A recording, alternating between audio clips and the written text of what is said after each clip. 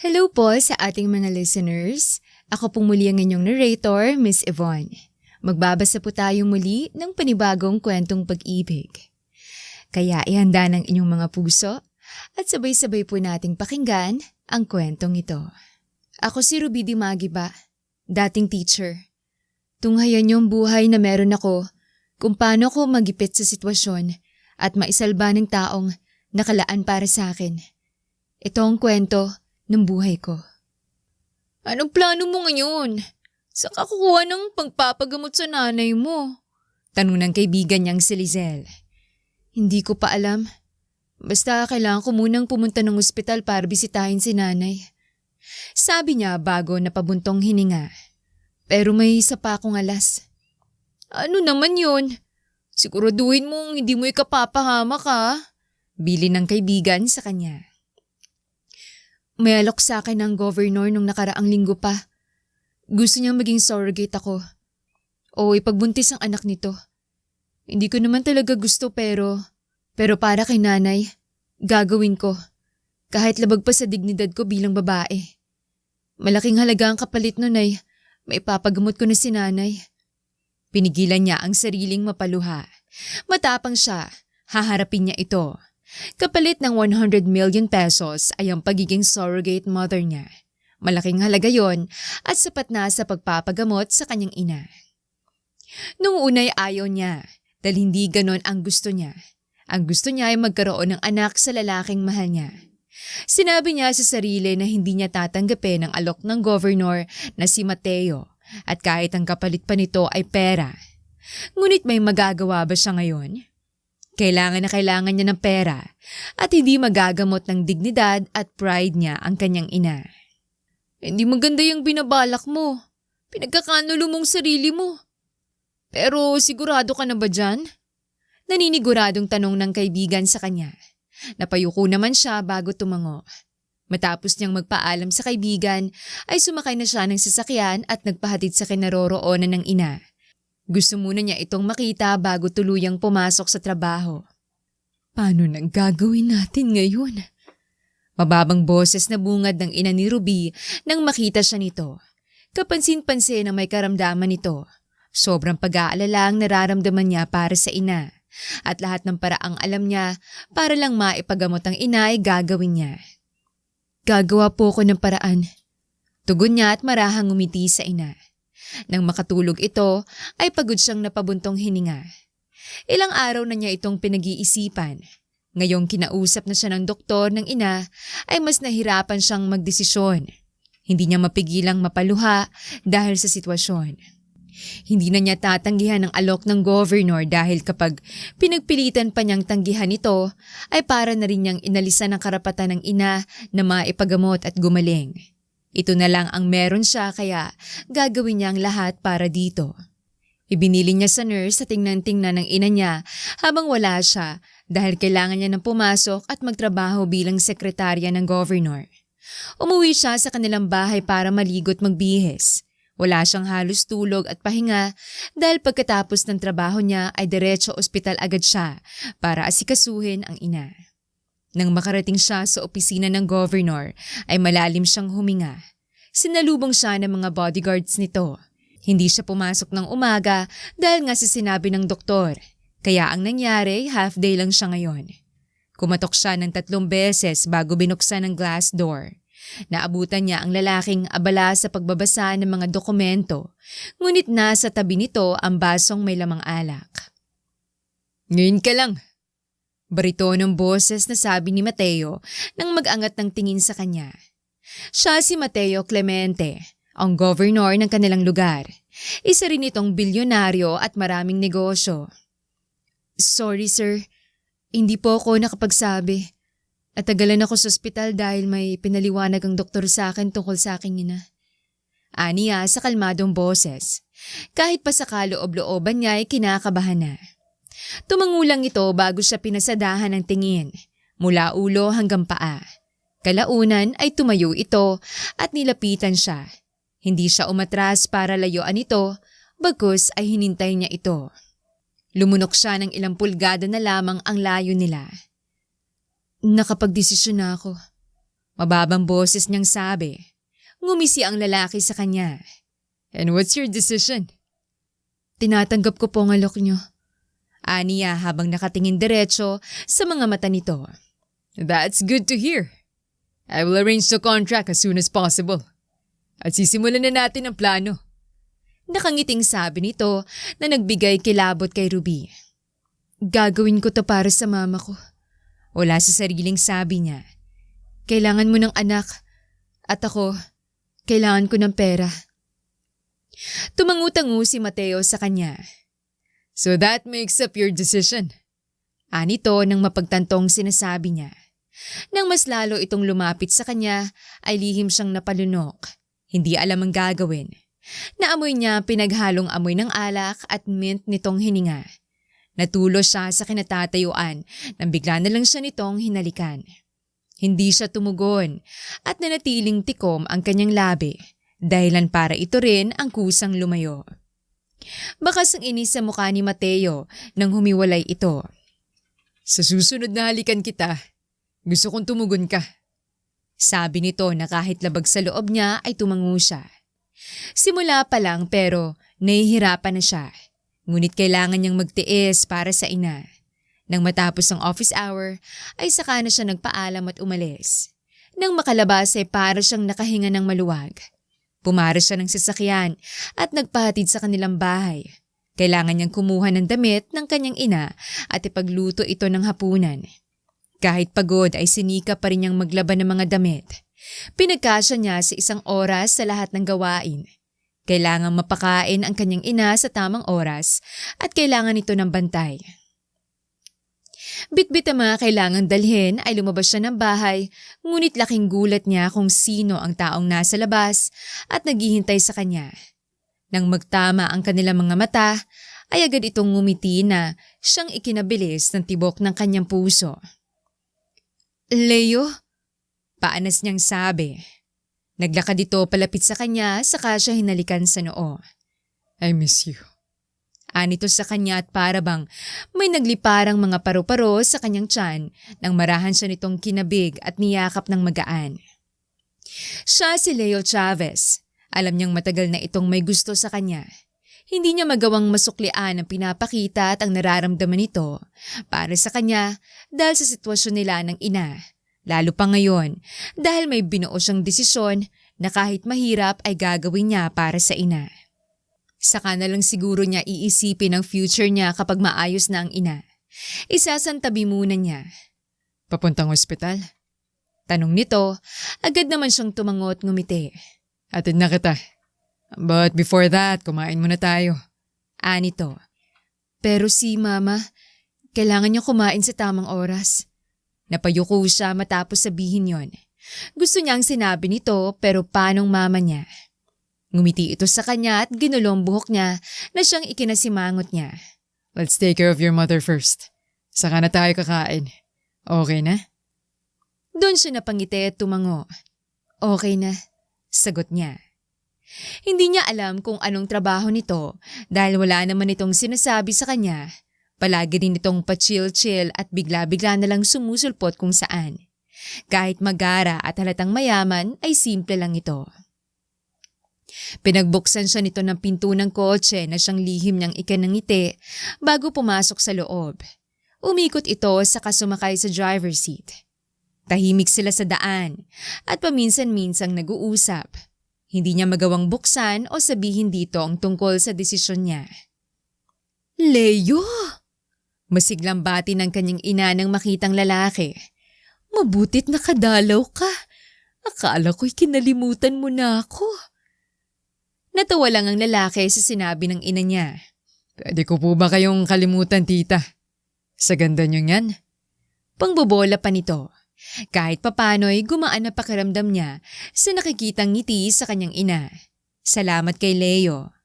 Matapos niyang asikasuhin ng ina at makatulog ito, ay doon lang siya nakahinga ng maluwag. Mabuti naman at maayos ang kalagayan ng ina niya. Madalas kasi kapag sila lang ay malungkot ito. Thank you. Aniya kalaunan kay Leo. Para saan? Tanong nito. Kasi Kahit papano, gumanda ang mood ni Mama. Masaya siya at nakakangiti. Hindi kagaya kapag kami lang. Tipid lang itong ngumiti at dama mong may dinaramdam. Ngumiti ito at ginulong buhok niya na gawain ito kapag may sinabi siyang nagustuhan nito. Anything for you. Salamat, ulit niya. Inakbayan siya ni Leo at nginitian. Let's go. Aya nito. Ngumiti siya at tumango. Tara, tugon niya ng may ngiti. Sabay silang lumabas ng ospital dahil hindi naman kalayuan ay may paresan na siyang pinupuntahan ng karamihan. Alam mong ganitong kainan ang gusto ko sabi niya at bahagya itong si Nico. Natawa ito at hinawakan siya sa siko. Of course, I know. Ayaw mo nang dinadala ka sa mamahaling restaurant. Lalong lumawak ang ngiti niya sa sinabi nito. Naalala niya tuloy bigla kung paano sila nagkakilala. Nagkakilala lang sila sa isang karinderya. Hindi sinasadyang natapunan niya ito ng ulam dahil sa pagkabalisa nang malaman niyang may sakit ang ina. Doon nagsimula ang lahat. Naging magkaibigan sila hanggang sa malaman niyang may gusto ito sa kanya habang siya naman ay palihim ring nagkakagusto rito. Hanap ka ng pwesto natin. Ako na mag-order. Cool na sabi nito at marahan siyang binitawan. Natatawa siyang sumaludo rito bago ito iniwan at sinunod ang sinasabi nito. Nang makahanap siya sa may bandang gilid ay umupo na siya. Nangalumbaba siya habang naghihintay at inililibot ang tingin sa paligid. Halos 15 minutes bago ito nakabalik. Medyo pawis ang makinis nitong noo. Napangiti siya. Daming tao. Reklamo nito. Totoo yon. Madaming tao rito dahil dagsaan tuwing gabi. Ako na lang sana. Sagot niya, tinulungan itong ihain ng pagkain. Para namang hayaan kitang makipagsiksikan. Sabi nito at umupo sa katapat niyang silya. Kain na tayo? Sabi na lang niya dahil nagugutom na siya. Kapag kasama niya ang lalaki ay kahit papano gumagaan ang pakiramdam niya at nakakalimutan ang mga alalahanin. Kumusta ka? Tanong nito sa kalagitnaan ng pagkain. Sakto nun at humihigop siya ng sabaw. Wala sa sariling nalunok niya ang karne nito dahilan para maubos siya. Hey! Sabi nito at mabilis siyang inabutan ng tubig. Agad niya itong tinanggap at ininom. Pwede ba kasi wag mo akong kinakausap kapag saktong may papasok na pagkain sa bibig ko? Inis niyang sabi. Tinawanan lang siya nito. Wala akong kasalanan. Depensa nito. Ayos lang ako. Pagsisinungaling niya. Hindi siya makatingin dito. Natatakot siya na kung ipagtapat niya ito sa lalaki ay iwan na lang siya nito bigla. Hindi siya handa. Gusto niya ang lalaki at may nararamdaman siya para dito. Ikaw, lagi kang missing in action. Bigla-bigla kang nawawala. Naniningkit ang mga mata niya habang nakatingin dito. What? I'm just busy. May bago kong racket. May hinahanap ako. Sabi nito at nginisihan siya. Napasimangot na lang siya. Ano yan? Finding Nemo? Sarkastiko niyang sabi. Natawa ito at halos mahulog sa sariling kinauupuan. Siya naman ay napairap. Minsan ay OA ang lalaki kung makatawa. Pero kahit ganon ay gusto niya pa rin ito. Minsan naman ay napakaseryoso nito at mysterious na siyang hindi niya maintindihan. Nang matapos silang kumain ay nanatili pa sila doon para magpababa ng kinain at magkwentuhan. Kalaunan ay sumeryoso ito. Secretary ka ni Governor Mateo, di ba? Tanong nito sa seryosong boses. Oo, bakit? Tanong niya.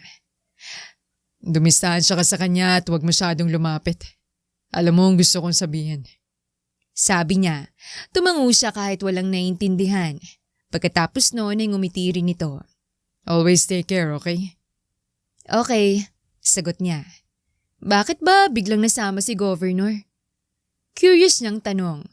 Huli na ang lahat na ilapit na niyang sarili sa gobernador. Kailangan niya ito. Kailangan niyang pera nito. Wala lang. Ang pangit niya Sabi nito at natawa. Saglit niya itong tiningnan. Para kasing may mali. Hindi niya mapunto. Hinatid siya nito sa ospital at saglit pang nanatili roon. Nang late na ay saka na ito umalis. Siya naman ay saglit na tsinek ang ina bago siya natulog sa sofa. Malapit na niyang maipagamot ang ina at masaya siya para dito kahit pa ang kapalit nito ay ang bagay na masakit para sa kanya. Kinaumagahan ay sa banyo ng ospital na siya naligo't nagbihis. Mabuti na lang at may dala siyang kasuotan para sa trabaho. Nang matapos mag-ayos ay saka siya nagpaalam sa ina. Nang makarating sa opisina ay naroon na si Mateo. Saktong lumabas ito nang makarating siya sa table niya. Mas nauna pa ito sa kanya. Come to my office. Sabi nito at bumalik sa loob. Mabilis naman siyang tumayo at sumunod dito. Sir, bakit po? Magalang niyang tanong. Cut the sir. Just call me Mateo. Ang pangit naman na tawagin mo akong sir kung ikaw ang magiging ina ng anak ko. Anito at ngumisi na nagbigay kilabot sa kanya. Napaiwas na lang siya ng tingin at tumango. Sige, Mateo na lang. Aniya. Good. Sabi nito at lumapit sa kanya at hinapit siya sa bewang. Anong kailangan mo, Mateo? Tanong niya nang hindi makatingin dito. I want to discuss to you ang tukol sa pagiging surrogate mo. Sabi nito at humiwalay sa kanya at may kinuha. First, ibibigay ko ng bayad na 100 milyon. But make sure na hindi mo ako tatakasan at lulukuhin. Or else, pagsisisihan mo. May pagbabanta sa tono nito. Napalunok siya at napatango. Hindi siya sumagot at hinintay ang iba pa nitong sasabihin. Sinabi nito na kinakailangan siyang isailalim sa proseso para iturok ang punla sa kanyang sinapupunan. Mas mabuti yon kesa makipagtalik siya dito para lang makabuo ng bata. Ang bayad na kapalit ay ipoproseso na sa kanyang bank account at kahit papano'y natuwa siya dahil makaka-oo na siya sa doktor ng ina at maipapagamot ang kanyang ina. Nagpatuloy ang araw. Maraming trabaho at nakakapagod yon para kay Ruby, ngunit kinakailangan niyang magpatuloy. Natigilan siya sa pagtatype ng report nang mag-vibrate ang kanyang phone. Nang buksan niya at tingnan kung sinong nag-text, ay otomatikong napangiti siya nang makita kung sinong nag-text. Susunduin kita, hintayin mo ko. Basa niya sa mensahe nito. Hindi nawala ang ngiti niya kahit tapos na niyang basahin ang text ni Leo. 5:00 uwian niya at 30 minutes na lang ay out na niya. Magana niyang tinapos ang ginagawang report. Pagkatapos ay saka siya tumayo at pumasok sa loob ng office ni Mateo. Ito po yung hinihingi niyong report, Mateo. Sabi niya, kamuntikan pa niya itong matawag na sir. Ilapag mo na lang. Sabi nito habang abala sa binabasa. Akmang aalis na siya nang magsalita itong muli dahilan para matigilan siya. Bukas ang appointment mo sa doktor. Be ready. Sabi nito na ikinatango niya bago umalis. Tuloy na talaga. Wala na siyang magagawa. Bukas sa bukas rin ay isasend na sa bank account niya bayad nito. Hindi niya alam kung dapat niya bang i-celebrate. Natawa na lang siya ng sarkastiko sa sarili. Nang sumapit ang oras ng uwian, ay nagligpit na siya ng gamit. Nagpaalam muna siya bago umalis. Pagkalabas niya ay hindi kalayuan, ay natanaw niya ang pamilyar na sasakyan, ang sasakyan ni Leo. Tinawid niya ang pagitan at nang makalapit ay kusang bumukas ang bintana ng driver's seat at lumitaw ang nakangiting muka ni Leo. Hey, ma'am. Sabi nito na ikinairap niya bago umikot at pumasok sa loob. Sa passenger seat siya umupo. Anong nakain mo at sinundo mo ako? Tanong niya. Alam ko kasing na-miss mo ako. Sabi nito at itinaas baba ang 2 kilay na mahina niyang ikinatawa. Ang kapal? Parinig niya, tinawanan lang siya nito at binuhay na ang makina ng sasakyan saka nagmaneho. Maaga pa naman. Punta tayo ng mall? Sabi nito habang nagdadrive. Saglit lang ba? Tanong niya, iniisip agad ang ina. Hindi gaano. Don't worry. Binisita ko mama mo at pinaalam kita. Someone will look for her. Sabi nito na ikinangiti niya. Okay, tara na sa mall. Natatawang sabi niya. Pagpasok pa lang nila sa loob ng mall ay agad itong nagtanong. Saan tayo unang pupunta? Tanong nito. Sa sinehan? Sabi niya. Ayaw mo muna kumain? Tanong nito nang nakangiwi. Ba't ka pa nagtanong? Sarkastiko niyang sabi. Naggutom ako. Sabi nito at napakamot sa sariling kilay na siyang gawain nito kapag napapahiya. Natawa na lang siya at hinila ito sa sikat na fast food, ang paborito ng lahat. Dahil gutom ka na, ako na mag-order. Sabi niya.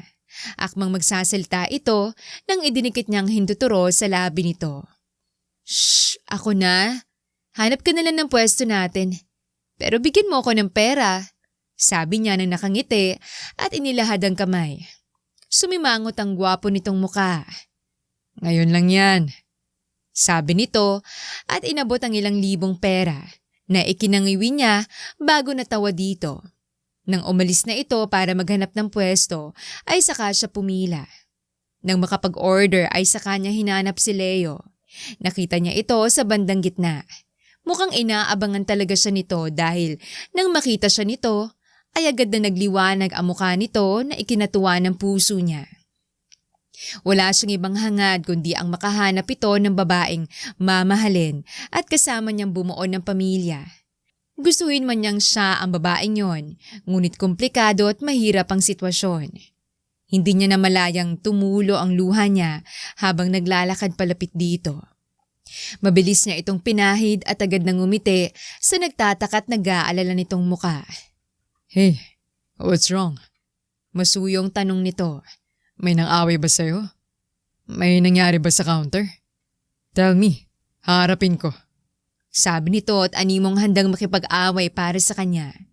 Mahina siyang natawa at niyakap ito ng mahigpit na siyang ikinatulos nito.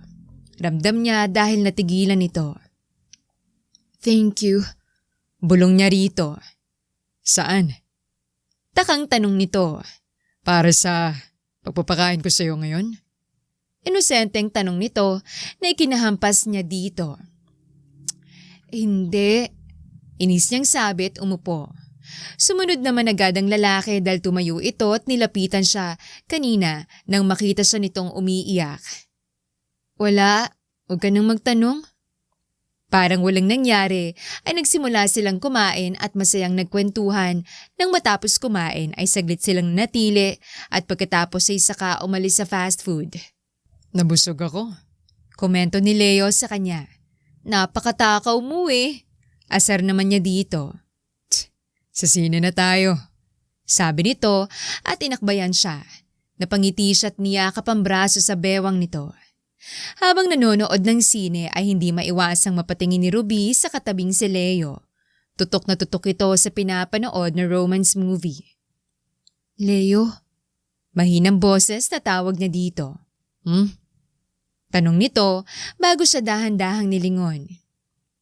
Hanap ka na rin ng ganyan? Nakangiti niyang sabi, tinutukoy ang babaeng nasa pinapanood. Nahanap ko na. Sabi nito at inismeran siya. Natawa siya ng mahina. Nang matapos ang palabas, ay humarap siya dito habang umiiyak. Bakit ka umiiyak? Nag-aalala, ngunit may halong pagtataka nitong tanong sa kanya. Kasi nakakaiyak naman. Teka, bakit di ka naiiyak? Suminghot siya matapos magsalita. It's just a movie. Bakit ako iiyak? Sabi nito at natawa sa kanya. Kalaunan ay may inabot itong panyo sa kanya. Agad naman niya itong tinanggap at pinahid ang sariling luha. Sa palabas na pinanood nila ay hindi nagkatuluyan ang dalawang bida. Ikinasal sa ibang lalaki ang bidang babae, samantalang naiwan namang mag-isa ang bidang lalaki. Nang makalabas sila ng sinehan ay saktong sa tapat nito ay may ice cream. Nilingon niya si Leo at makatingin lang ito sa dinaraanan. Hinila niya ang manggas ng damit nito. Tara, bili tayo ng ice cream. Sabi niya at itinuro ang shop ng ice cream. Basta ikaw ang magbayad. Sabi nito at inakbayan siya. Napasimangot siya. Bakit ako? Sino bang nag-aya mag-mall? Tinaasan niya ito ng kilay. Natawa lang ito at hinila na siya papunta doon. Matapos bumili, umupo sila sa bench na nasa gilid. Tahimik silang kumakain nang mapansin niya ang dalawang magkasintahang dumaan sa harapan nila. Mga teenager. Leo, matapat mo nga ako, sabi niya habang nakatingin pa rin sa papalayong magkasintahan. Ang alin? Inosente nitong tanong. Bakit? Kahit alam mong wala kang pag-asa, nandyan ka pa rin. Tanong niya. Prangkahan dahil gusto niya ang totoong sagot. Saglit na tumigil sa pagsubo ng ice cream si Leo at tumingin sa kanya. Dahil gusto ko at ayaw kong lumayo. Pero kasi, napapabuntong hiningang sabi niya, nasa tamang edad ka na at dapat maghanap ka na ng taong mas deserving sa'yo. Pilit niyang pinapaintinding sabi. Napakagatlabi siya. Sooner or later, malalaman din itong ginawa niyang kasunduan sa governor. Napag-usapan na natin to. Seryosong sabi nito, tumayo na. Agad naman siyang tumayo at sumunod dito. Nauna ito sa paglalakad na siya namang sinasabayan niya. Hanggang sa makasakay sila sa sasakyan ay wala pa rin itong imik. Seryoso talaga ito sa nararamdaman para sa kanya. Habang nasa biyahe ay nagtataka siya ng ibang daan ang tinatahak nila. Hindi ito ang daang patungong ospital. Saan tayo pupunta? Tanong niya. Hindi naman siya kinakabahan dahil alam niyang ligtas siya kapag ito ang kasama. Iyon ang pakiramdam niya. Hindi ito sumagot dahilan para makaramdam siya ng kirot sa kanyang dibdib. Tumingin na lang siya sa labas ng bintana at pinanood ang dinadaanan. Hindi niya namalayang nakaidlip na pala siya. Nagising lang siya nang maramdamang may mahinang tumatapik-tapik sa kanya. Nang imulat niya ang mga mata ay si Leo bumungad. Nandito na tayo. Sabi nito at naunang bumaba ng sasakyan. Nagtataka man ay bumaba siya. Mas nagtaka siya nang makitang paligid. Malapit sila sa dalampasigan. Rinig mula sa pwesto nila ang mahihinang hampas ng alon sa tubig. Hindi niya magawang magsalita at tanungin ito dahil sa seryosong mukha nito at tila malalim ang iniisip. Itinuon na lang rin niya ang atensyon sa dagat.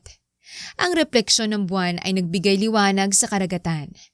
Salamat sa ilaw ng sasakyan at kalayuang streetlight ay kahit papano naging maliwanag. Bakit mo ba ako palaging tinataboy? Tinutulak pa palayo sa'yo. Kalaunan ay biglang sabi nito na ikinatigil niya.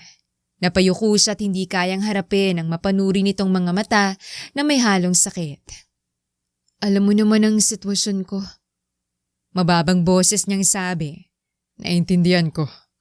Pero bakit kailangang lumayo ako? Bakit mo ako pinapaalis? Hindi to kagaya ng dati.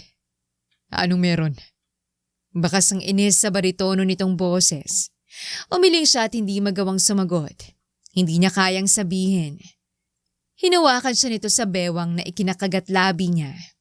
Tell me what's wrong. Kalmado ngunit seryoso nitong sabi. Nang hindi siya sumagot ay inangat nito ang baba niya gamit ang sariling hinlalaki. Dahilan para magtagpo ang kanilang tingin. Kasabay nun ay ang paglapat ng labi ni Leo sa labi niya. Parang nakikipagkarerahan ang puso niya sa bilis ng tibok nito. Itong unang beses na mahalikan siya nito. Hindi ganito ang naramdaman niya nang hinalikan siya ni Mateo.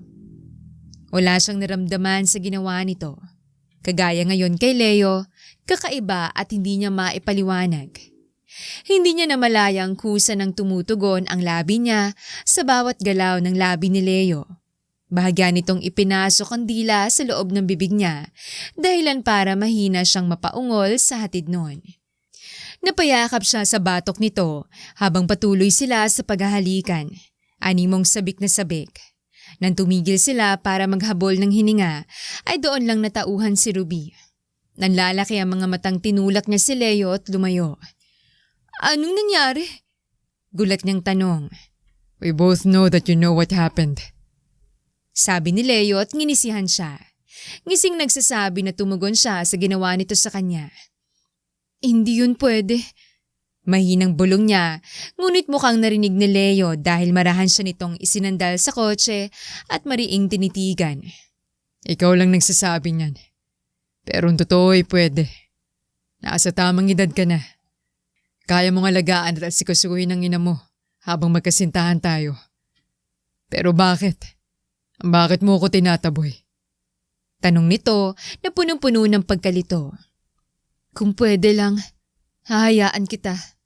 Sabi niya, tinulak ito at pumasok sa loob ng sasakyan. Ipinikit niya ang mga mata at nagpanggap na tulog para hindi na sila magtalo. Nang makarating sila sa ospital, ay agad si Ruby yung bumaba ng sasakyan. Hindi niya alam kung paano ito haharapin at ang iba pang sasabihin dito. Nang masiguro na nakalayo na si Ruby, ay tumigil siya sa paglalakad at sumandal sa pader. Hinawakan niyang dibdib kung nasaan ang puso. Kusang tumulo ang mga luha niya habang nakayuko. Gusto niya ito at mahal. Kung pwede lang ay hahayaan niya ito agad sa gusto nito. Kinaumagahan ay naalimpungatan si Ruby dahil sa pangangawit ng kanyang batok sa pagkakasandal sa sofa ng ospital. Nang makitang orasan ay bumangon na siya at naligo para mag-prepare sa pagpasok sa trabaho. Binilihan niya sa cafeteria ng ospital ang ina ng makakain at ibinilin sa nurse nang umalis na siya para pumasok sa trabaho. Nang makarating sa pinagtatrabahuan ay naroon na ang boss niya na mukhang naiinip na kakaantay sa kanya kahit hindi pa naman siya late. Good morning po. Magalang niyang bati dito. Let's go! Agad na sabi ni Mateo at hinawakan siya sa siko. Hindi niya magawang magreklamo at basta na lang nagpahila. Sa basement sila dumaan. Nang makasakay sa sasakyan ay doon lang siya nito binitawan. Ngayon ay poproseso sa yung pagtusok ng sperm ko sa'yo. Make sure not to fail after a month. Seryosong sabi nito na ikinatangulang nito. Parang gusto na lang niyang hilingin na sana'y hindi siya mabuntis at hayaan na lang. Pero parang malabo ang gusto niyang mangyari. Nang makarating sila sa isang private hospital, ay tinungo nilang opisina ng doktor na pakay. Pumasok sila sa isang laboratory at kung ano-anong test ang ginawa sa kanya na hinayaan lang niya. Hindi niya namalayang nakatulog na siya sa haba ng proseso nito. Nagising na lamang siya sa isang hindi pamilyar na kwarto sa kanya. Nang ilibot niya ang tingin ay nasa tabi niya si Mateo at nakaupo habang nakatingin sa kanya. Gising ka na. Anunsyo nito. Tapos na. Pwede na tayong umalis. Dugtong nito na ikinatungo niya. Gusto niyang magtanong at magsalita pero nanatiling tikom ang kanyang bibig. Hinatid siya ng mga bodyguard nito kung nasaan ang nakakonfine ng kanyang ina. Nailipat na sa kanyang bank account ang pera. Kaya nang pagtapak pa lang ng paa niya sa loob ng ospital, ay agad niyang tinungong opisina ng doktor ng kanyang ina. Sa wakas ay maipapagamot na ang kanyang ina. Kahit papano ay masaya siya. Kahit sa loob niya ay para bang mabigat at masakit. Simula nang ihatid siya ni Leo kagabi ay hindi na ito muli pang nagparamdam sa kanya. Nasasaktan siya para sa kanilang dalawa, ngunit ito ang mas tama. Ang lumayo ito sa kanya. Maaga niyang nadalaw ang ina kaya maaga rin siyang nakauwi sa bahay. Inuna niyang maligo bago magluto at halos mapatalon siya sa gulat nang makitang taong prenteng nakaupo sa kanilang sofa. Napanganga siya habang nakatingin dito. Sa taong akala niyang iniwan na siya. Napahawak siya sa pagkakatakip ng tuwalya sa hubad niyang katawan nang magtamang kanilang mga mata. Hi, sweetheart. Matamis at may halong pangaakit itong sabi sa kanya habang tumayo na siyang ikinalunok niya. Hindi niya magawang umatras kahit gustuhin niya. Para siyang natulos sa kinatatayuan habang nakatitig dito dahil parang hinihipnotismo siya nito sa paraan ng pagtitig. Anong ginagawa mo dito? Pinigilan niya ang sariling mautal ng itanong yon. Simple. Gusto kitang bisitahin at makita. Sabi nito at muling ngumiti sa kanya. Napahigpit ang kapit niya sa tuwalyang tumatabing sa katawan niya nang makalapit ito sa kanya at hapitin siya sa bewang. Akala ko. Natigilan siya nang dampihan siya nito ng halik sa labi. Iniwan na kita? Pagtutuloy nito sa sasabihin niya. Tumango siya bilang sagot. Nangiti naman si Leo. Silly woman. Hindi ko gagawin yon. In fact, I made my decision. Nakapagdesisyon akong di kita titigilan hanggat hindi kita napapa-oo. I want you to be mine. Ang huling linyang sabi ibunulong nito mismo sa kanyang tenga na siyang nagpatayo ng kanyang maliliit na balahibo sa katawan. Ilang beses na kitang sinabihan, sabi niya dito habang nakatingala kay Leo dahil mas matangkad dito. Meron akong dahilan kung bakit ko ginagawa yun. Then tell me your reason. Gusto ko marinig at malaman. Sabi nito sa paos na boses. Ang kanilang mukha ay ilang dangkal lang ang layo sa isa't isa. Tuluyan mo kong iiwan kapag sinabi ko. Kagatlabing sabi niya. Stop biting your lips, sweetheart. Sabi nito, ngunit sa halip na makinig ay nadiinan niya ang pagkakakagat dito. Namalayan na lang niyang magkadampi na ang labi nilang pareho. Naglayo lang nang maghabol silang pareho ng hininga dahil sa ilang segundong yon. Pumayag ako sa isang kasunduan. Panimula niya habang nakatingala pa rin dito. Bahala na kung anong maging reaksyon nito. Kung iwan man siya nito o kamuhian o pandirian, tatanggapin niya kahit masakit. Ang buskoy naghahanap ng surrogate mother. Akong nakita niyang gawin na bagay na yon. Hindi ako pumayag nung una dahil hindi ko gustong gawin ng ganong bagay. Dahil gusto kong iluwal ang batang pinaghirapan namin ng mahal ko. Hindi dahil sa binayaran ako. Pagsasabi niya ng totoo. Hindi niya inalis ang pagkakatitig sa mga mata ni Leo. Gusto niyang makita ang bawat emosyong daraan doon. Ngunit nang ibalita sa akin ng doktor na sa lalong madaling panahon ay kailangang maipagamot si Mama. Natakot ako. Natarantakot.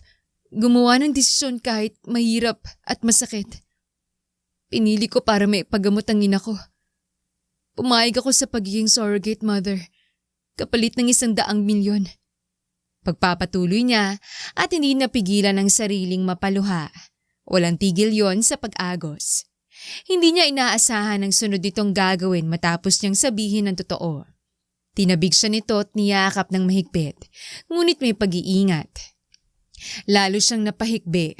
Akala niya iiwan na lang siya nito bigla, ngunit nagkamali siya. Shh! Tahan na. Nandito ako. What happened next? Marahang tanong nito kalaunan. Pinahid nitong luha niya nang muli itong tumulo. Kanina, itinurok sa sinapupunan kong karayom na siyang magiging dahilan para mabuntis ako. Malalaman lang ang resulta pagkalipas ng 1 buwan. Pagkwento niya. Tumango ito na sinasabing naiintindihan nito ang sinasabi niya. Paano kung nag-fail? Tanong nito. Napasimangot siya. Hindi pwede.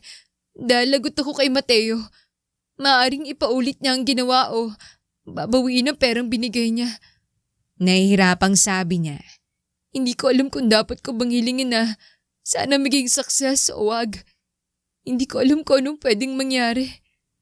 Isinandal ni Leo yung ulo niya sa dibdib nito. Ngayon alam ko na. I will protect you from him. Sinabihan kita, diba? Lumayo ka sa kanya. Pero huli na nung sinabi mo, naka-oo na ako sa usapan namin. Mababang boses niyang sabi. Hindi kita pababayaan. Sabi lang nito habang marahang hinahaplos ang basa niyang buhok. Pagkaraan ng ilang minuto ay doon lang niya naalala kung anong suot. Namumula ang pisnging nag-angat siya ng tingin dito. Leo, alanganin niyang sabi. Nakatuwalya lang ako. Sabi niya at napatingin sa posisyon nila. Magkadikit ang kanilang katawan at sa bandang tiyan niya ay may tumutusok roon. Nang tingnan niya kung ano yon, ay agad rin siyang napaiwas ng tingin. Agad siyang napahiwalay sa pagkakayakap kay Leo. You're blushing. Komento nito habang natatawa. Itinago niya sa 2 palad ang sariling muka. Ano ba? Inis niyang sabi nang subukan nitong tanggalin ang kamay niya sa pagkakatakip sa kanyang muka. Hey, look at me, sweetheart.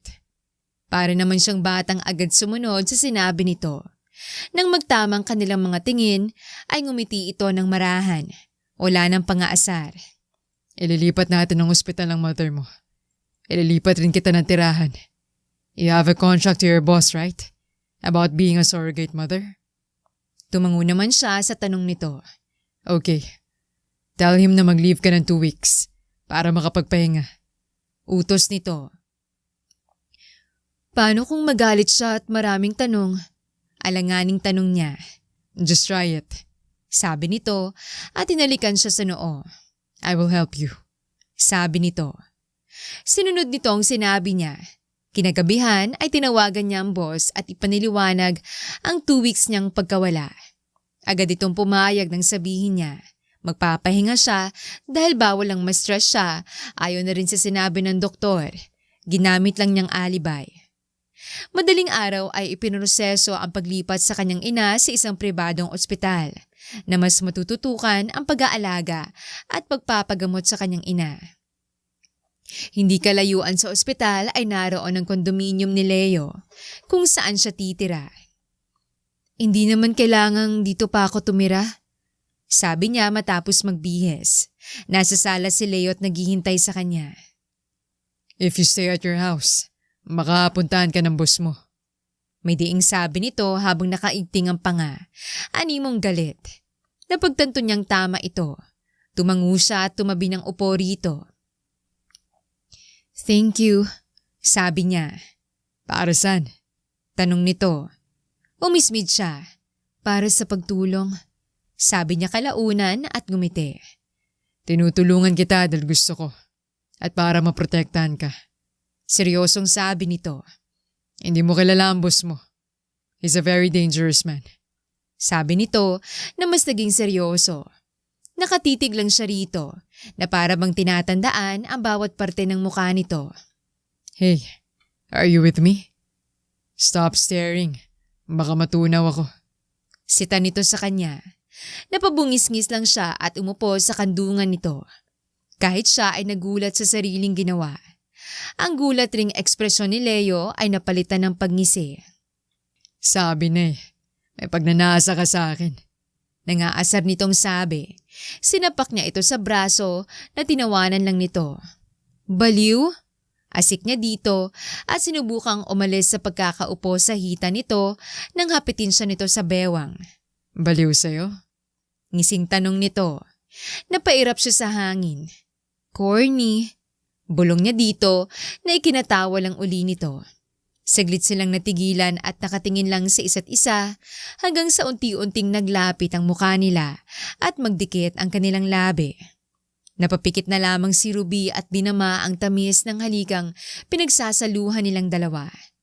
Ikinawit niya ang parehong kamay sa batok ni Leo at nakipagsabayan sa bawat galaw ng labi nito.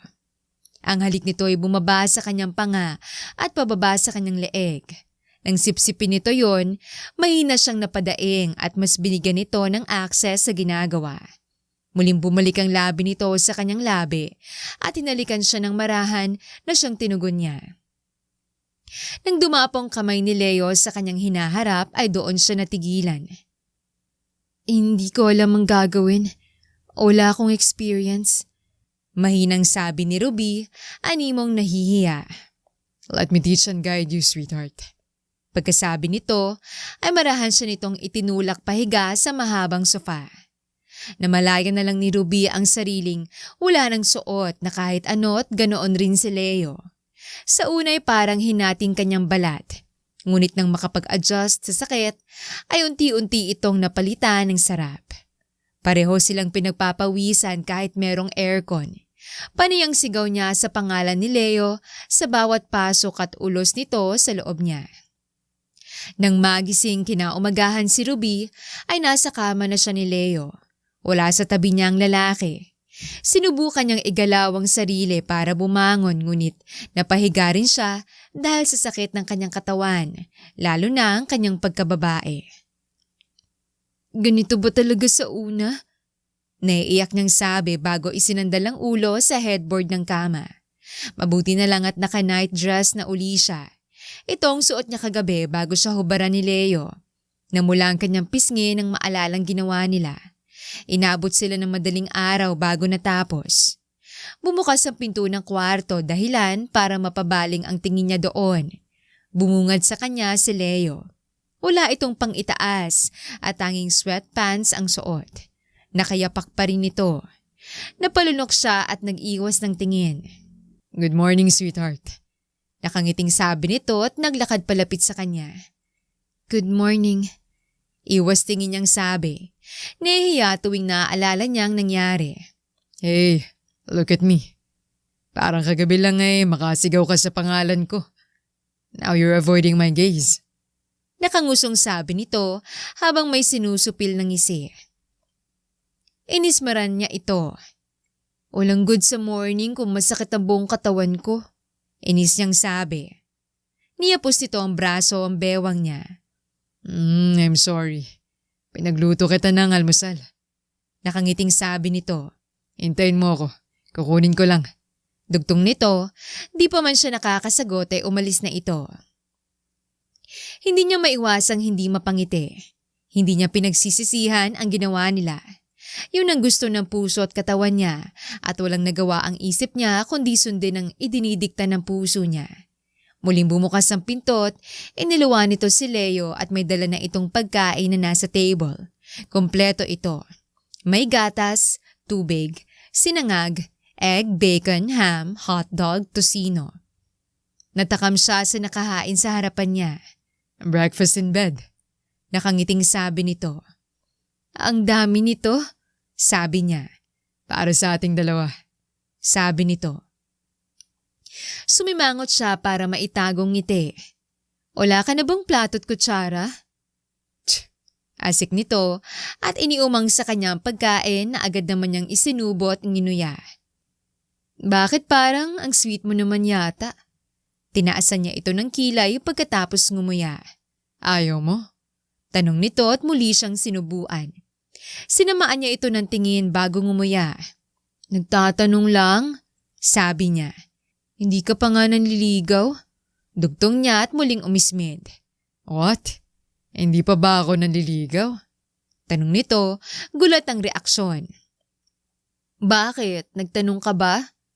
Tsaka may nanliligaw bang nag-score na agad sa nililigawan? Tinaasan niya ito ng kilay.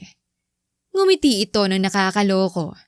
So it means, higit pa ako sa manliligaw mo? Pinagsasabi mo? Sabi niya at siya na mismong kumuha ng kutsara at nagpakain sa sarili. Minsan-minsan naman niyang sinusubuan si Leo. Nang matapos kumain ay si Leo nang nag-ayos ng pinagkainan nila. Nang maiwan siya sa kwarto ay sinubukan uli niyang makatayo ngunit napapaaray na lamang siya. Sakto naman ay bumalik si Leo. Dalin mo ako sa CR? Utos niya. Peste naman, masakit? Mahinang bulong niya nang kumirot yon. Hindi na siya nakapalag nang kargahin siya nito na para bang bagong kasal. Ingat na ingat ito sa kanya na siyang lihim niyang ikinangiti. Pagpasok sa banyo ay nagulat siya nang makitang bathtub. Inanda ko na kanina bago ako magluto. Alam ko kasing kailangan mo to. Sabi nito at marahan siyang pinaupo sa sink. Leo! Tili niya nang marahan itong tanggalin ang suot niyang dress, dahilan para tumambad dito ang katawan niya. What? Alangang ilubog kita ng may damit. Sabi nito habang kagat ang labing nakatingin sa kanya. Besides, I saw it already. Wala ka nang may tatago sa akin. Sabi nito at kinindatan siya. Inilubog nito ang katawan niya hanggang balikat. Isinandal niya ang ulo sa edge ng bathtub. Nakatulong ang maligamgam na tubig para kumalma ang pananakit. Hindi pa ako naliligo. Kalaunan ay sabi nito. Akala niya ay umalis na. Napamulat siya ng mata at tinalsikan nito ng tubig na ikinatawa lang nito.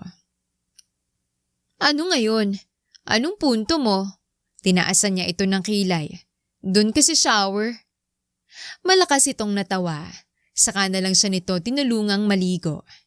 Ito pa ang nagsabon sa kanya. Nang sa shower na ay pareho na silang naligo ng sabay. At dahil nga masakit ay naging matino naman ang pagligo nila. Binalot siya nito ng bathrobe at binuhat saka pinaupo sa kama. Tumayo ito at nagtungo sa closet. Nakasunod lang ng tingin si Ruby kay Leo. Pinapanood ang bawat kilos nito. Namula ang kanyang pisngi nang makitang bumalik ito at dala-dala ang susuot niya. Kasama na roon ang kanyang underwear at bra. Ako na, kaya ko. Sabi niya, ibinibigay naman ito mga isusuot niya. Nagpaalam rin itong magbibihis rin. Nang bumalik ito ay saktong katatapos niyang magbihis. So sa 2 weeks ko, dito lang ako? Tanong niya bago tumayo. Let's take a vacation. Pero syempre, make sure muna natin ang kalagayan ng mother mo. At may magbabantay sa kanya bago tayo umalis para gumala. Sabi nito. Tumangutango naman siya rito. You always consider si mama? Sabi niya nang nakangiti. Dahil mama mo siya at alam kong importante siya sa'yo. Sabi nito at tinakbayan siya. Mamaya pa tayo bibisita. Gusto mong manood tayo? Tanong nito kalaunan. Tugon naman niya. Dahil may TV naman sa kwarto ay hindi na sila umalis doon. Nang unay natutuwa pa siya sa pinapanood, ngunit kalaunan ay dinalaw na siya ng antok. Habang nakasandal sa balikat ni Leo ay nakatulog na siya. Dahil siguro sa puyat at komportable siya sa hinihigaan ay muli siyang nakatulog. Nang magising siya ay magkatabi na silang nakahiga sa kama ni Leo. Nakadantay ang braso nito sa bewang niya. Hindi niya maiwasang hindi mapatitig sa gwapo nitong muka. Para itong anghel na nahulog sa lupa. Mahina siyang natawa sa sariling naisip. Marahan niyang hinaplos ang pisngi nito hanggang sa mapunta ito sa ilong ni Leo at pababa sa manipis at mapupula nitong labi. If you wanna kiss me, halikan mo na ako. Paus na boses nitong sabi. Doon siya lumayot na paismid. Asa ka? Akala ko pa naman tulog ka. Sabi niya at sumandal sa headboard ng kama. Tulog ako. Naramdaman kong may nakatitig kaya nagising ako. Hindi ka na ba inaantok? Madaling araw na tayong natapos. Ngisi nitong sabi. Shut up. Hindi na ako inaantok. Sagot niya at inalis ang braso nitong nasa bewang niya. Bumangon siya at tumayo. Kaya naman na niya, medyo kumikirot nga lang. Dalawin natin si mama. Sabi niya at nagtungo sa closet para maghanap ng ipapalit. Nang makahanap ay nagbihis na siya. Nakabangon na si Leo at suot na nitong kulay puting t-shirt. Ganyan ka na? Tanong niya dito. Yeah, okay naman na to. Tipid ditong sagot na ikinangiti niya. Napakasimple nito ngunit gayunpaman ay malakas ang dating nito. Sabay silang naglakad palabas ng kondo. Nang makarating sa ospital ay agad niyang tinungo ang kwarto ng ina. Sabi ng doktor ay katatapos lang ng chemo nito. Balita pa ng doktor ay pwede nang maoperahan ng ina niya sa susunod na araw. Sa ngayon ay inihahanda pa ito. Masaya siya sa balitang yon para sa ina. Inalagaan niya ang ina at nang makatulog ay saka siya lumabas. At naroon si Leo, matyagang nag-aantay sa kanya. Uuwi na ba tayo? Tanong ni Ruby kay Leo. No, paubos na ang stocks ko ng pagkain. Matakaw pa naman. We need to go to the grocery. Hindi ako matakaw Angil niya na tinawanan lang nito at inakbayan siya. Lagpas lunch na nang makauwi sila. Mabuti na lang at nag-drive-thru sila. Basta na lang nilang binaba ang mga bitbit at inilapag sa mesang nasa sala ang tinake-out na pagkain at saka yun nilantakan. Natawa sila sa isa't isa dahil sa pagiging makalat. Kalalaki mong tao, ganyan ka kumain? Nakangusong sabi niya. At babae mong tao, daig mo palalaki kung kumain. Reklamo rin ni Leo sa kanya. Nagkatingin silang dalawa at sabay na natawa. Ito ang pinakagusto ni Ruby sa relasyong meron sila. Hindi man sigurado at marami mang nangyari ay hindi nila magawang mailang sa isa't isa dahil para silang bumabalik sa simula. Nang matapos kumain ay pareho silang nagkatinginan at napadighay. Napaiwas sila ng tingin sa isa't isa na animong nahihiya. Nang pumasok sa kwartong tinutuluyan nila ay natigilan siya nang nasa bedside table ang cellphone ni Leo. Natigilan siya nang mag-vibrate ito. Kusang umilaw at nag-pop sa notification nito ang mensahe. Wala na sana siyang planong tingnan nito dahil masamang makialam na pribadong pagmamayari nito nang makuha ng mensaheng interes niya. Nakasulat kasi roon na pangalan ni Mateo. Kinuha niya ang cellphone. How's your mission? Bantayan mong mabuti si Mateo.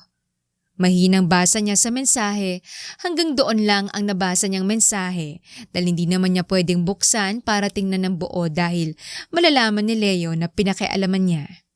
Binaba niyang cellphone at ibinalik ito sa ayos. Nagtataka at kinakabahan siya sa nabasa. Anong misyon? Bakit babantayan si Mateo? At sinong nag-text? Maraming tanong sa isipan si Ruby, ngunit kailangan niya muna itong sarilinin at mag-imbestiga ng mag-isa.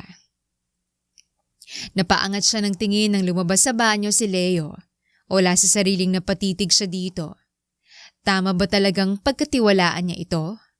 Pero sabi kasi ng puso niya ay magtiwala.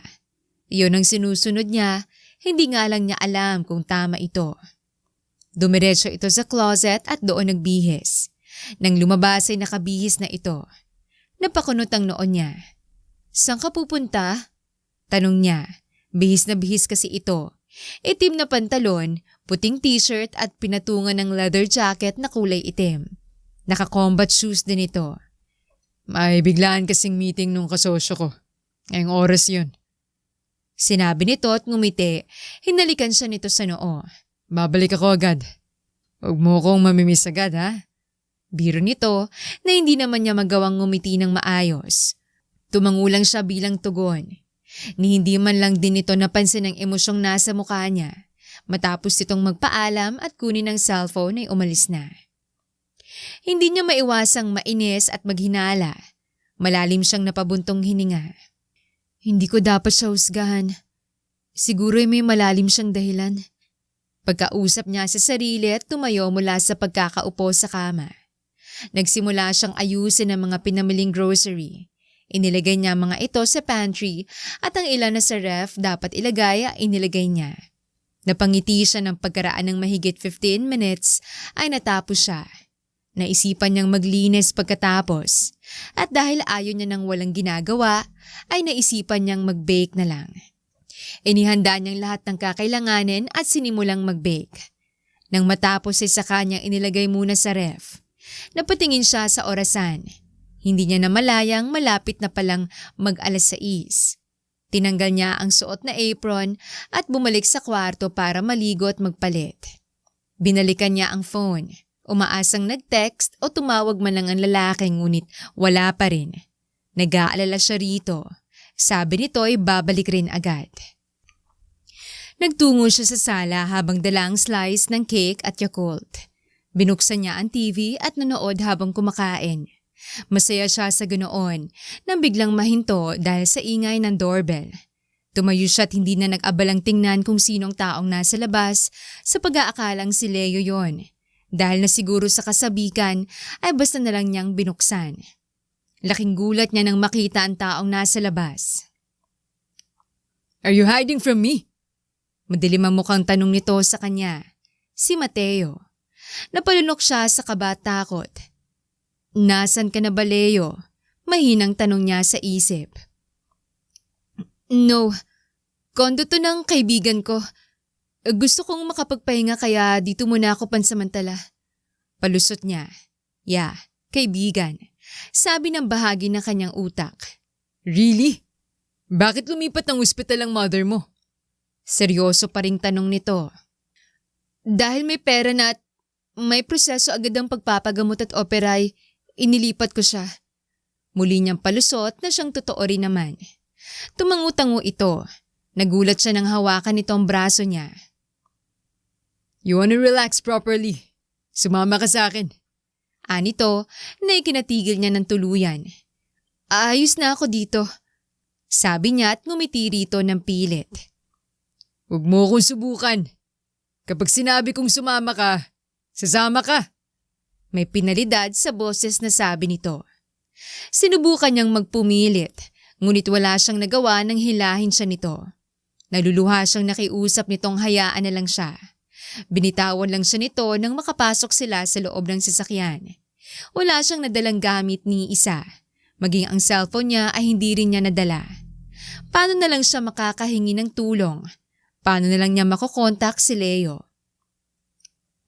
Tumulo ang kanyang mga luha sa pisngi na agad niyang pinunasan. Nakarating sila sa isang magarang bahay. Kahit ayaw ay napilitan siyang bumaba ng sasakyan dahil kung magmatigas siya ay baka itulak o maging marahas na naman ito sa kanya. Nang makarating sa loob ng bahay ay sinalubong sila ng mga kasambahay. Sa labas pa lang ay napakaraming bodyguards na armado. Nakakatakot. Bring her to her room. Seryosong sabi ni Mateo at basta na lang siyang tinalikuran. Hindi masamang ugali ng mayordoma. Nang makarating sila sa ikalawang palapag ng bahay, ay ngumiti ito sa kanya. Dito ka muna, iha. Magpahinga ka. Babalik ako. Ikukuha lang kita ng makakain. Sabi nito. Gustuhin man niyang magsalita para sabihing wag na, ngunit nanatiling tikom ang kanyang bibig. Paano kaya siya makakahingi ng tulong? Paniguradong ang lahat ng naroon ay kakampi ng lalaki. Madilim na nang makauwi sa kanyang kondo si Leo. Dumaan pa siya sa restaurant para sa hapunan nilang dalawa ni Ruby. Gamit ang kanyang card ay binuksan niya ang pinto ng kanyang kondo. Nakangiti at pasipol-sipol pa siyang pumasok sa loob, ngunit nang makarating siya sa sala ay natigilan siya. Nakaswitch ang TV. May tirang Yakult at tirang slice ng cake. Ruby! Malakas niyang tawag sa pangalan ng babae. Umaasang baka nasa kusina lang ito o kwarto at hindi narinig ang pagdating niya. Ruby! Sweetheart! Ulit niyang tawag. Mabilis siyang kinain ng kaba nang walang sumagot. Mabilis ang kilos niyang hinanap ang babae sa kondo. Tiningnan niya ang banyo, kwarto, kusina, stockroom, ngunit walang Ruby ang bumungad sa kanya. Nagtungo siya sa secret room ng kanyang kwarto na tanging siya lang ang nakakaalam. Tiningnan niya ang CCTV. Natigilan siya sa nakita. Kung hindi lang siguro siya bumili at na-traffic, marahil ay naabutan niya ito. Damn you, Mateo. Sa oras na mahuli kita, sisiguraduhin ko mabubulo ka. Galit na galit niyang sabi. Ang kanyang kamao ay nakakuyom, handa nang makipaglaban. Kitang-kita sa CCTV kung paano nito hilahin si Ruby at ilayo. Tinawagan niyang kaibigan na siya ring kasamahan niya sa trabaho. Ilang ring lang ay agad siya nitong sinagot. Locate where Mateo's house. What? Why? Wala pa yun sa utos sa atin. Agad na reklamo ng kaibigan. May kinuha siyang importante sa akin. Bibisitahin ko lang. Wala kasing seryoso niyang sabi. Ebidensya na lang ang kulang ay makuhuli na niya ito sa mga ilegal at korupsyong ginagawa nito. Fine. Give me 10 minutes. Iti-text ko na lang sa iyo ang address. Huwag kang mag-iingay at gumawa ng gulo. Magagalit si boss. Alam mong usapan. Bilin ng kaibigan sa kanya. Yeah, thanks. Tipid niyang sabi at binabaan ito ng tawag. Malalim siyang napabuntong hininga at napasuklay sa sariling buhok. Sana pala hindi na lang siya umalis o pinabantayan niya na lang ito. Umalis siya kanina dahil pinatawag siya ng boss niya tungkol sa misyon. Wait for me, sweetheart. Mahinang sabi niya sa sarili. Animong kaharap lang ang dalaga. Hindi niya kayang may mangyaring masama dito. Hindi niya mapapatawad ang sarili at baka mapatay niya ang lalaking yon. Nang makatanggap ng mensahe sa kaibigan, ay agad siyang lumabas ng kondo at sumakay sa sasakyan at pinaharurot yon patungo sa address na binigay ng kaibigan sa kanya. Malayong distansya ng pinaghintuan niya ng sasakyan. Para hindi mapansin ng mga tauhan nito ang pagdating niya, inakyat niya ang bakod at siniguradong hindi siya makikita ni numan. Tulalang nakaupo sa kama si Ruby habang nakatingin sa kawalan. Tanging lamp lang ang nagsisilbing ilaw sa silid. Pagod na siyang umiyak at isipin kung kumusta ang ina niya at si Leo. Marahil ay nag-aalala sa kanya ang ina. Natigilan siya nang marinig ang mahinang pagtunog ng slide door sa balkonahe. Agad siyang kinabahan. Nang bahagyang bumukas ang makapal na kurtina, ay doon siya natigilan at napatitig sa taong yon. Salamat sa mahinang ilaw, ay nakita niya ng malinaw ang itsura ng lalaki. Leo? Mahina ngunit bulalas niyang sabi. Bakas ang pagkagulat sa kanya. Ngumiti sa kanya si Leo at nilapitan siya sa kaniyakap. Listen carefully. Mababang boses nitong sabi sa kanya. Take care here. I will explain everything to you pagkatapos ng lahat ng to. I promise. Sa ngayon, Pwede bang magtiwala ka sa akin? Tanong nito, baka sa tono na umaasa. Tumango siya bilang sagot. Good. I only have few minutes. Sabi nito at nagsimulang sabihin sa kanya ang mga dapat gawin. Kasama na roon ang makisama kay Mateo at maghintay siya ng 3 linggo. Gusto niyang mangwestiyon dahil nalilito siya at walang maintindihan, ngunit mas pinili na lamang niyang makinig at sundin ito. Gaya ng sabi niya, magtitiwala siya rito. Hihintayin rin niya ang paliwanag nito pagkatapos ng lahat. Naging panatag ang loob niya nang sabihin nitong, ito na ang bahala sa kanyang ina. 3 linggo na ang nakalipas. Dumating ang doktor sa bahay. Nalaman niyang itetest nito kung nagdadalang tao na ba siya at kung nagtagumpay ang itinurok sa kanya. Nakaupo sa sofa si Mateo. Nakangisi itong animong sigurado na sa resulta ng test. Siya naman ay hindi maipinta ang muka. Hindi niya alam kung anong hihilingin kung dapat bang mag-positive o negative. Pareho siyang alanganin dahil sa sitwasyon. Nang matapos ng doktor ang proseso, tumayo ito. Napabuntong hininga ito bago tumingin sa kanya at kay Mateo. Anong resulta, Dok? Tanong agad ni Mateo. Sorry to say this, but the result is negative. It's not successful. Sagot ng doktor na pareho nilang ikinatigil. Hindi niya alam kung matutuwa ba siya. Nagulat siya na bigla nitong sakalin ng doktor. What did you do? Did I tell you to make sure na mabubuntis sa babaeng yan? I paid a big amount of money. Galit nitong sabi. Namumutla na ang doktor, animong nahihirapan ng huminga dahil sa pagkakasakal sa kanya. Sir, there are reasons kung bakit hindi ito naging successful. Nahihirapang sabi ng doktor. What? What are those reasons? Galit pa ring tanong nito at binitawan ng kawawang doktor. Napalunok siya nang bumaling ang tingin nito sa kanya. Dahil may naging hadlang. Maybe you both did sexual intercourse? Naging barrier yon para mawalang bisang tinurok sa kanya. Or maybe sir, mahinang sperm nyo. Mahirap at mahina po talagang tsansa sa ganyang paraan. Duktong ng doktor, kahit nahihirapan at naghahabol ng hininga dahil sa pagkakasakal sa kanya. Namumula sa galit si Mateo na siyang ikinakaba niya, lalo na nang bumaling ito sa kanya at mahigpit siyang hinawakan sa panga. I'm sure that my sperm are good. Hindi tayo nagtatalik. Paano magkakaroon ng barrier para makabuo ka? Nanlilisik ang mga matang tanong nito. Bitawan mo ko! Ano ba? Pinilit niyang tanggalin ang pagkakahawak nito sa kanya ngunit sadyang mahigpit yon. I paid you! Binayaran kita! Sabi nito bago inilapit ang labi nito sa labi niya. Ang isa nitong kamay ay mahigpit ang kapit sa bewang niya. Ipinikit na lamang niya ang mga mata habang lumuluha. Lihim na ipinagdarasal na sana ay may dumating para tumulong sa kanya. Naimulat niya ang mga mata nang makarinig ng pabalibag na pagbukas ng pinto. Nang lingunin niya yon ay gano'n na lamang ang gulat at tuwa sa puso niya. Let go of my wife! Galit na sigaw ng bagong dating. Humahangos ito at malalaking hakbang lumapit.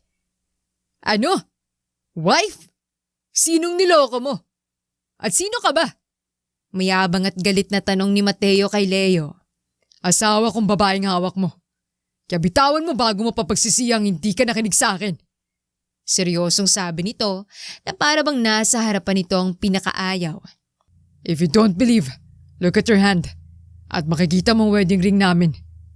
Nakangisi ng sabi nito. Leo, mahina niyang sabi. Ang singsing na sinasabi nito ay binigay nito yon nung gabing nagkita sila. Isa itong device at special raw ito. Kalaunan ay may inilabas si Leo mula sa bulsa ng jacket nito. Namilog ang mga mata niya nang makita kung ano yon. I'm Agent Leo and we are here to arrest you. Sabi nito. Nang maramdaman niya ang pagkakaluwag ng hawak ni Mateo sa kanya, ay mabilis siyang kumawala rito at lumayo at patakbong lumapit kay Leo. Rinig nila ang putukan ng baril sa labas. Akmang uhugot na ng baril si Mateo nang mabilis pa sa segundong binaril ni Leo ang kamay ng lalaki. Kinuha nito ang posas at pinusasa ng lalaki. You're under arrest, Mr. Governor. Sabi nito ng sarkastiko. Let go of me! Galit na sabi ni Mateo at pilit kumakawala. Sinuntok ito ni Leo sa panga. Para yan sa pananakit mo kay Ruby. Gigil nitong sabi. Muli nitong sinapak ang lalaki. At para yan sa pananambatala sa pangangailangan niya. Galit nitong sabi. Sa oras na makawala ako rito, I swear I'm gonna kill you! Banta ni Mateo kay Leo. Kung makakawala ka. Seryosong sabi ni Leo. Pinantayan nito ang lalaki. Now that we have our evidences against you, makukulong ka na at magbabayad sa lahat ng mga nagawa mo. You! Turo ni Mateo sa kanya. I will make you pay! Isa kang bayaran! Sabi nito, dahilan para makatanggap ng isa pang suntok kay Leo. Inawat na niyang lalaki. Leo, tama na! Awat niya dahil natatakot na siya at baka ano pang magawa nito sa lalaki. Dumating ang mga kasamahan ni Leo. Tapos na ang laban. Kinuha ng mga ito si Mateo. At hinarap siya ni Leo at marahang hinaplos ang pisngi niya. I'm sorry. Nalate ako. Hingi nito ng tawad at tinabig siya bago marahang niyakap. Sa bisig nito'y doon siya napahagulgol. Akala ko, hindi mo na ako babalikan. Akala ko, iniwan mo na ako. Hikbing sabi niya. Agad naman siyang inalo ni Leo at pinunasan ng luha niya. I'm sorry. Shh, tahan na. Anito na nag-aalala. Tumango siya at pilit pinakalma ang sarili niya. Hindi mo sinabing secret agent ka? Simangot niyang sabi. It's confidential. NBI. Dugtong nitong sabi. Tumango naman siya. Hindi ko pwedeng sabihin ang misyon dahil patakaran yun. Paliwanag nito. Naiintindihan ko. Sabi niya at niyakap ang lalaki. Malaya na ako. Mahinang sabi niya. Naramdaman naman niyang hinaplos nito ang buhok niya. Yeah, I have a good news. Sabi nito kalaunan. Tiningnan naman niya ito at inaabangan ang susunod na sasabihin. Naoperahan na ang mother mo. At nagpapagaling na siya ngayon. Dahil sa narinig ay muli siyang napaluha. Thank God! Maraming salamat! Bulong niya habang pinapahid ang luha. Labis ang katuwaan sa puso niya. Ngayon lang siya nakahinga ng maluwag simula nang malaman niyang tungkol sa sakit ng ina at nadagdagan pa nung nagkaroon ng kasunduang meron siya kay Mateo. Para bang natanggal ang malaking tipak ng bato na nakadagan sa kanyang dibdib. Nang tingnan niya si Leo ay masuyo itong nakatingin sa kanya. Ngumiti siya at tumingkayad para halikan nito sa labi. Ngayong malaya na ako. Sinasagot na kita. Sabi niya at mahinang natawa. Kahit hindi ka formal na nanliligaw. Dugtong niya at muli itong hinalikan ng dampi. Mahal kita dati pa. Salamat sa paghihintay. Totoo ba talaga to? Hindi ba ako nananaginip lang? Naguguluhan ngunit umaasang tanong nito.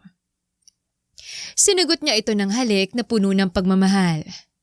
Damn, I love you too. Sabi nito nang maghiwalay ang labi nila. Natawa siya at niyakap ito. Makalipas ang 2 taon ay kinasal silang dalawa.